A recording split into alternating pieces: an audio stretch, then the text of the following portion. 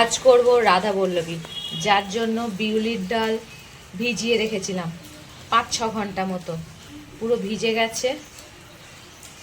এবার এটাকে দুটো কাঁচা লঙ্কা আর এই অল্প একটু আদা দিয়ে পেস্ট করে নেব। অন্যদিকে একটা ননস্টিক প্যান বসিয়ে দিয়েছি, তাতে সর্ষের তেল দিয়ে দিলাম।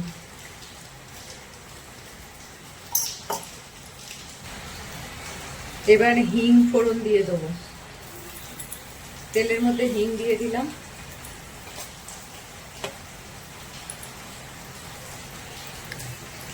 এবার পেস্ট করে রাখা ডালটা দিয়ে দেবো।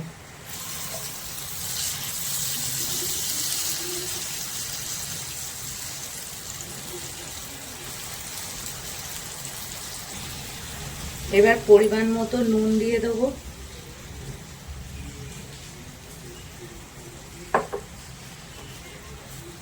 এবার মিডিয়াম আছে, এটাকে ভালো করে নাড়তে হবে, পুরো শুকনো শুকনো হবে।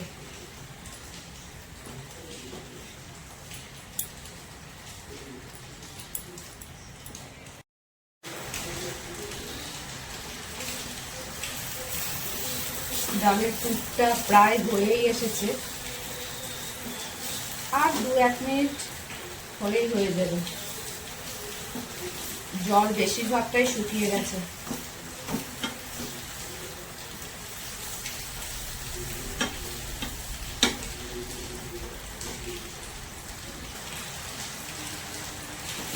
পুরটা আমাদের রেডি, কড়া থেকে পুরো ছেড়ে যাচ্ছে, তার মানে পুরটা আমাদের হয়ে গেছে। এবার গ্যাসের আঁচটা বন্ধ করে ঠান্ডা হতে দেবো। ময়দাটা মেখে নিয়েছি ভালো করে। কচুরির ময়দা সবাই মাখতে পারো, তাই আর দেখাইনি। এবার লেচি কেটে নেব। ময়দা থেকে লেচি কেটে নিয়েছি, এবার পুর ভরে নেব।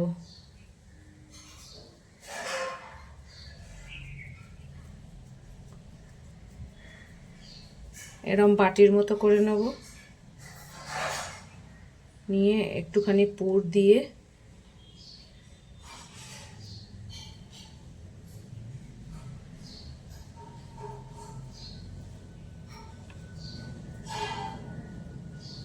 ভালো করে মুখটা সিল করে দেবো।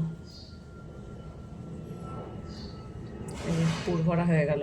এইভাবে সবকটাতে পুর ভরে নিই। আর একটা দেখিয়ে দিচ্ছি পুর ভরা। এইভাবে বাটির মতো করে নেব। এবার এরম করে ডালের গোল্লা পাকিয়ে এর মধ্যে দিয়ে দেবো।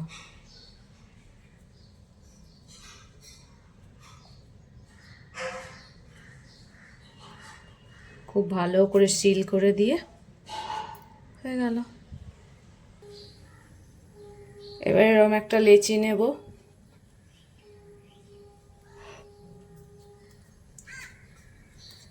হালকা হাতে বেলে নেব।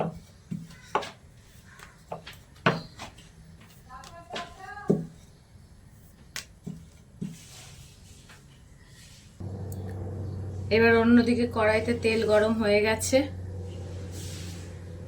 এবার রাধা বল্লভী দিয়ে দেবো।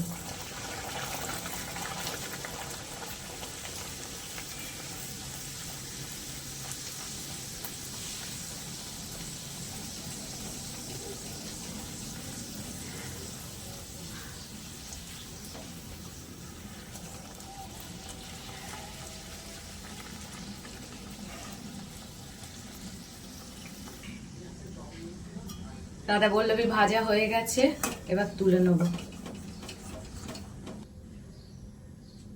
আবার আরেকটা ছেড়ে দিলাম। হালকা হালকা চাপ দিলেই ফুলে উঠবে।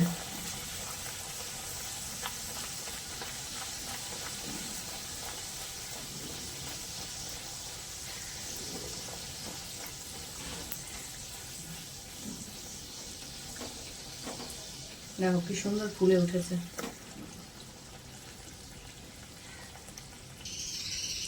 এপিট ওপিট করে ভাজা হয়ে গেছে, এবার তুলে নেব।